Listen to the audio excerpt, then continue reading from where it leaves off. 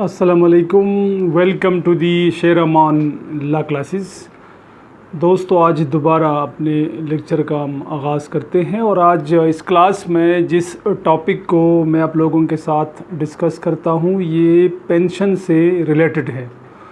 तो दोस्तों, इस क्लास में हम ये जानने की कोशिश करेंगे कि पेंशन क्या है और पेंशन का कानून क्या है, और आया अगर कोई शख्स किसी प्राइवेट इदारे में मुलाजिम हो, यानी वो सरकारी मुलाजिम ना हो, तो आया वो शख्स भी पेंशन के लिए हकदार है।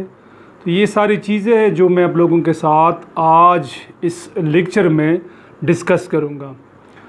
दोस्तों, पेंशन की जो रकम है ये बाकायदा हुकूमत पाकिस्तान जारी करती है, और ये रकम जो है ये जो बंदा रिटायर्ड हो जाए, यानी मतलब जब वो एज ऑफ सुपरनुवेशन पे पहुंच जाए, यानी 60 साल की उम्र पे पहुंच जाए, तो रिटायरमेंट के बाद ये रकम मिलती है। और ये रकम इस तरह भी मिलती है, अगर वो शख्स फौत हो जाए तो फिर उसकी बेवा को और फैमिली को भी ये रकम मिलती है। दोस्तों, अभी हम ये बात करते हैं कि ये जो पेंशन है, आया ये सरकारी मुलाजिम को मिलती है या अगर कोई शख्स किसी प्राइवेट इदारे में मुलाजिमत करता है तो उनको भी पेंशन की रकम मिलती है। तो इसका जवाब जहाँ तक प्राइवेट इदारे से की हद तक है तो इसका जवाब है जी हाँ। यानी मतलब अगर कोई शख्स किसी प्राइवेट इदारे में काम करता है और वो सरकारी मुलाजिम नहीं है, तब भी वो पेंशन का हकदार है और हुकूमत पाकिस्तान उनको पेंशन की रकम देगी। अभी इस मकसद के लिए बाकायदा एक एक्ट मौजूद है जिसका नाम है UBI एक्ट, और UBI एक्ट के तहत एक इदारा भी कायम किया गया है जिसको हम UBI के नाम से जानते हैं, यानी employees old age benefit institutions. ये एक इदारा है और ये बाकायदा पाकिस्तान में कायम है, और इस इदारे का ताल्लुक़ प्राइवेट मुलाजिमीन के साथ है। ये बाकायदा प्राइवेट मुलाजिमीन की वो रजिस्ट्रेशन करती हैं और रजिस्ट्रेशन के बाद उनको UBI कार्ड्स इशू करता है ये जो इदारा है।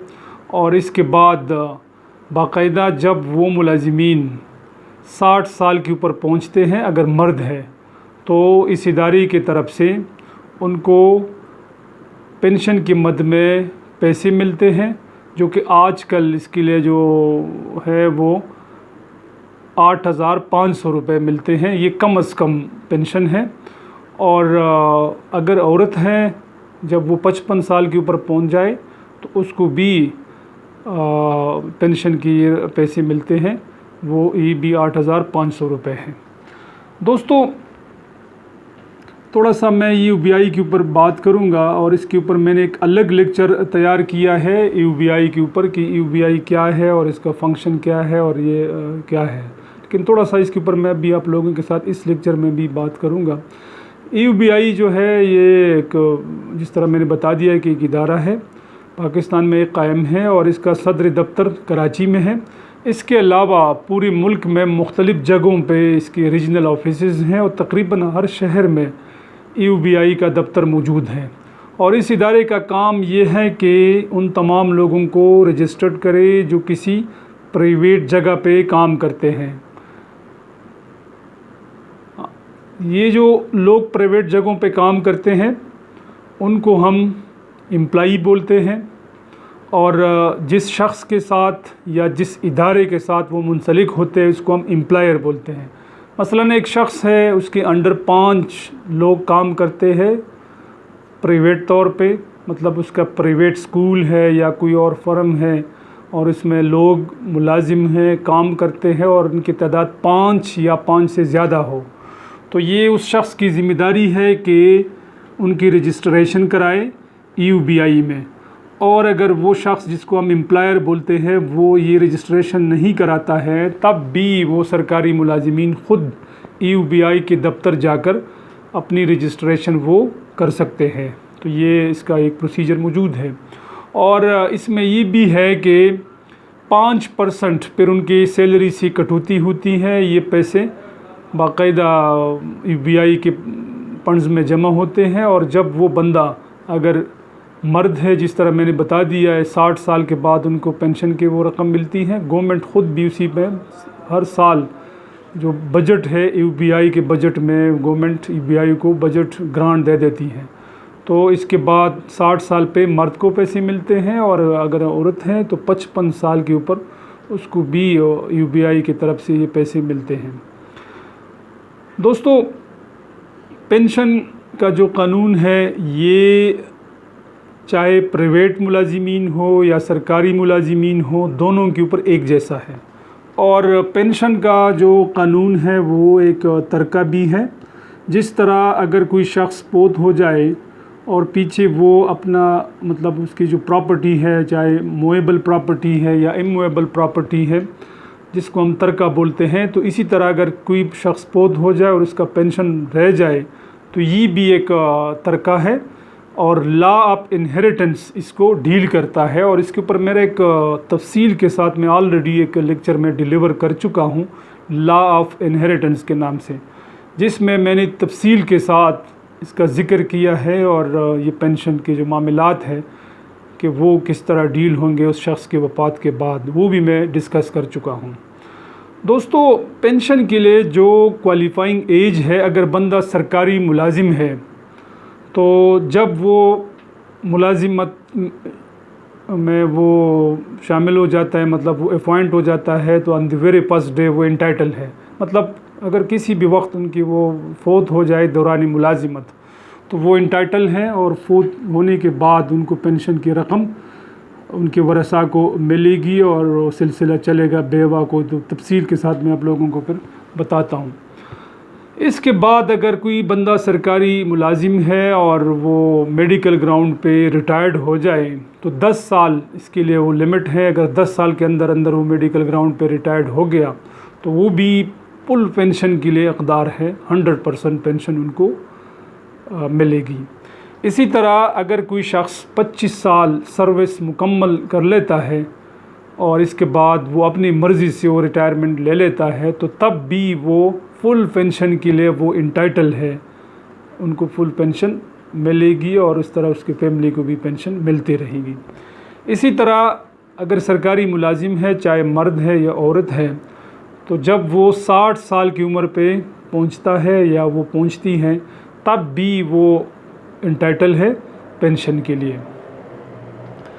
दोस्तों, अगर कोई शख्स प्राइवेट इदारे में मुलाजिम है, जिस तरह अगर कोई बंदा प्राइवेट स्कूल में है, टीचर है, या किसी बैंक में मुलाजिम है, या किसी फर्म में मुलाजिम है, और यूबीआई के तहत उसने या तो ख़ुद अपनी रजिस्ट्रेशन कराई है या उसका जो एम्प्लॉयर है उसने उनकी रजिस्ट्रेशन कराई है यूबीआई में, तो वो भी पेंशन के लिए हकदार है। लेकिन इसके लिए जो क्वालिफाइंग एज है वो 3 साल है, यानी कम से कम अगर वो बंदा 3 साल उसके गुज़रे है और इसी दौरान 3 साल से अगर ज़्यादा है 36 महीने से, और वो फोत हो जाए, तो ये क्वालिफाइंग एज में आता है और वो इंटाइटल है उसके फैमिली ताकि वो बेनिफिट्स ले पेंशन के। लेकिन अगर 36 महीने के अंदर खुदा न खास्ता किसी की वो मौत वाक़या हो जाती है और वो किसी प्राइवेट इदारे में मुलाजिम है और वो यूबीआई के साथ रजिस्टर्ड भी है, लेकिन 3 साल के अंदर मौत वाक़या हो जाती है, तो इसके बाद पेंशन के मद में उनको पैसे नहीं मिलेंगे। ये एक बहुत ज़्यादा अहम पॉइंट है।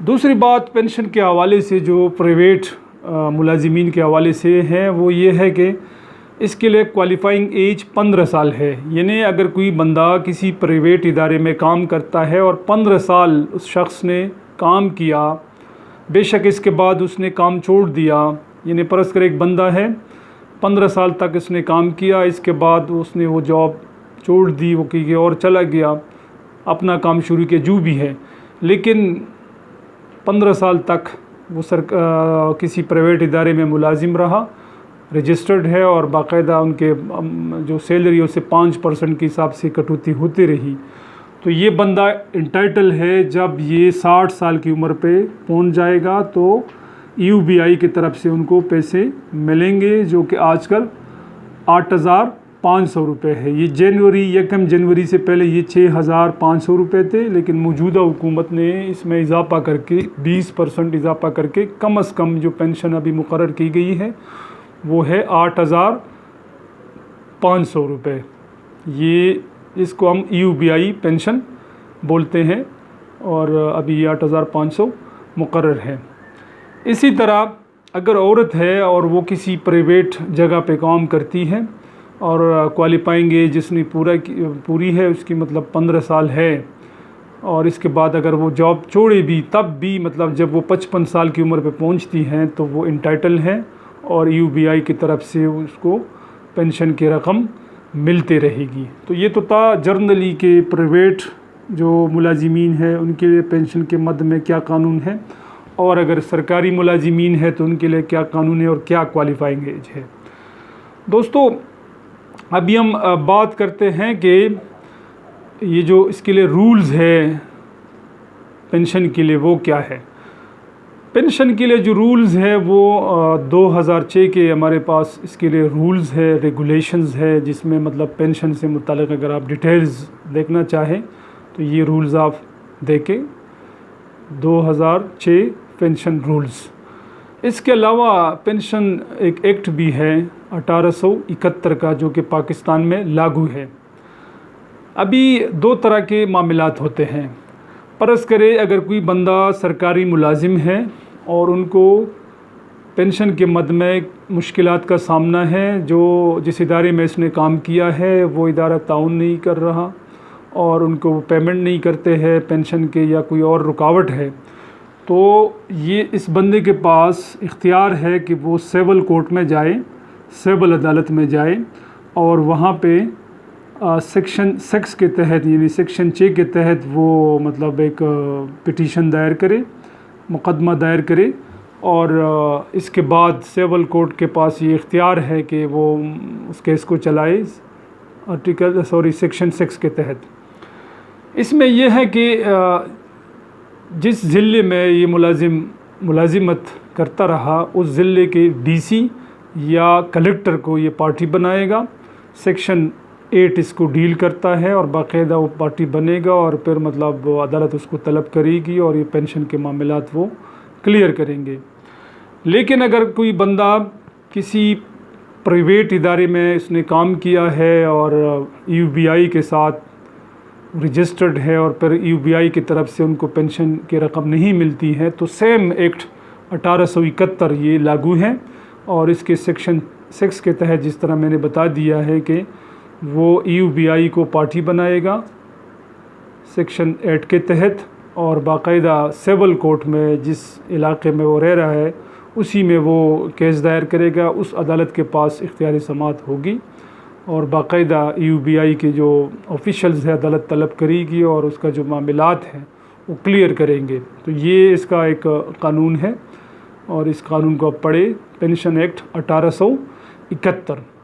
दोस्तों, इसके अलावा जो लोग इंटाइटल है, इन मतलब किस किस को पेंशन की रकम मिलेगी, तो चाहे सरकारी मुलाजिमीन हो या मतलब प्राइवेट इदारे से जिसको हम यूबीआई पेंशन बोलते हैं, वो किस किस को मिलेगी, इस सिलसिले में ये जो हमारे रूल्स है 2006 ये इसमें भी गाइडलाइन मौजूद हैं। लेकिन साथ साथ लाहौर हाई कोर्ट ने 2019 में अभी रिसेंटली एक जजमेंट पास किया है और इस जजमेंट में बाकायदा मतलब सर्टन प्रिंसिपल सेटअप की हैं जो कि बहुत ज़्यादा इम्पोर्टेंट हैं। और ये मैं इसका वो आपको कोट करता हूँ। ये ICA है, ICA 50-253, ICA 50-253 2019 Lahore high court. ये इस जजमेंट में हाई कोर्ट ने, ऑनरेबल हाई कोर्ट ने रूल सेट की हैं और रूल्स ये हैं कि पेंशन अगर बंदा फोत हो जाए, जब तक वो ज़िंदा है तो उसको तो पेंशन मिलेगा, ख़ुद ही वो रिसीव करेगा। एक पहला उसूल इसका ये है।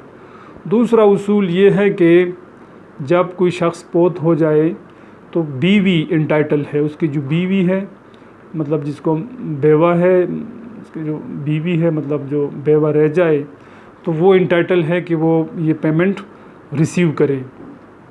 साथ साथ जो बच्चे हैं वो भी इंटाइटल हैं और उसके लिए जो एज है 18 साल तक, यानी बरस करीब बीवी अगर ना हो यानी बेवा ना हो तो इसके बाद जो बच्चे हैं वो भी पेंशन के वो क्लेम कर सकते हैं, उनको रकम मिलेगी 18 साल तक।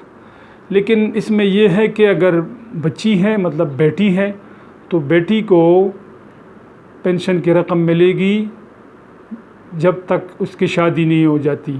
जब तक वो गैर शादीशुदा है तो पेंशन की रकम के लिए बेटी इंटाइटल है।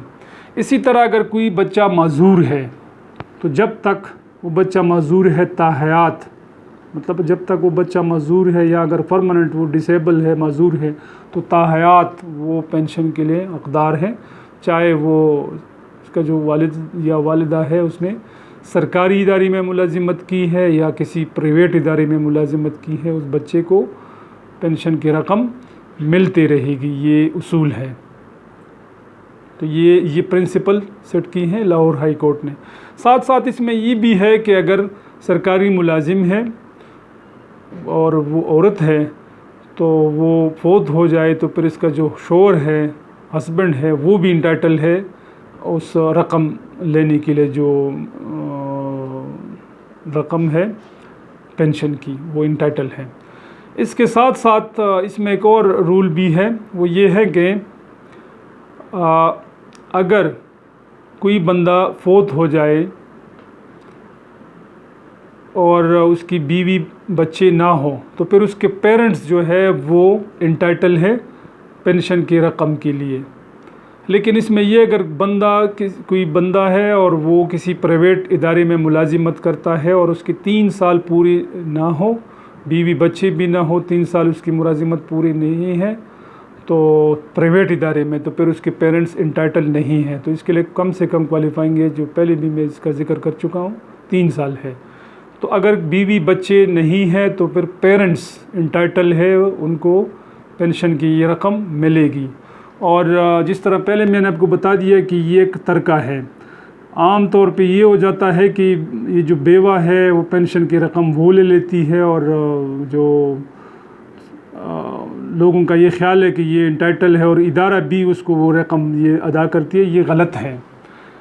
ये तर्का है। अगर कोई शख्स फौत हो जाता है तो ये फ़र्का है और ये बराबर ये रकम जो है ये सबका राइट है, जितने भी बच्चे हैं उनका राइट है। और बेवा का इसमें जो हिस्सा बनता है पेंशन में वो 1/8 हिस्सा है। और इसमें फिर वही प्रिंसिपल है जो तर्के के प्रिंसिपल, अगर बेटी है तो 1 शेयर, अगर बेटा है तो 2 शेयर। और इसी तरह पेरेंट्स का फिर भी इसमें हिस्सा है। और इसके अलावा ये पेंशन के अलावा अगर परस करे कोई बंदा रिटायर्ड हो जाए और अभी तक अगर उसको ग्रेजुएटी और दूसरे अमालूमेंट्स जिसको हम बोलते हैं मतलब बकायाजात वो नहीं मिले हैं और फौत हो जाए, तब भी वो बकायाजात जो है वो भी तर्के के ज़मरे में आते हैं, वो भी बराबर इनहेरिटेंस लॉ ऑफ इनहेरिटेंस के तहत वो तमाम तकसीम होंगे। तो दोस्तों ये मेरा लेक्चर है, लेकिन इसमें ये EUBI के ऊपर मैंने अभी एक अलग लेक्चर तैयार किया है और इस पे मैंने जो कोशिश की है कि आप लोगों को EUBI का जो कानून है वो भी आप लोगों को मैं बताऊं कि क्या उसके उसूल हैं, और लेबर लॉ से मुतालिक भी मैंने इसके ऊपर बात की है। तो एक अलग लेक्चर है और इस लेक्चर के बाद उस लेक्चर को मैं डिलीवर करूँगा, तो आप लोग वो लेक्चर भी सुने, EUBI से रिलेटेड हैं। तो दोस्तों अगर आप लोगों को मेरा ये लेक्चर पसंद आया हो तो उसको सब्सक्राइब करें और लाइक भी करें। Thank you so much. अल्लाह हाफ़िज़।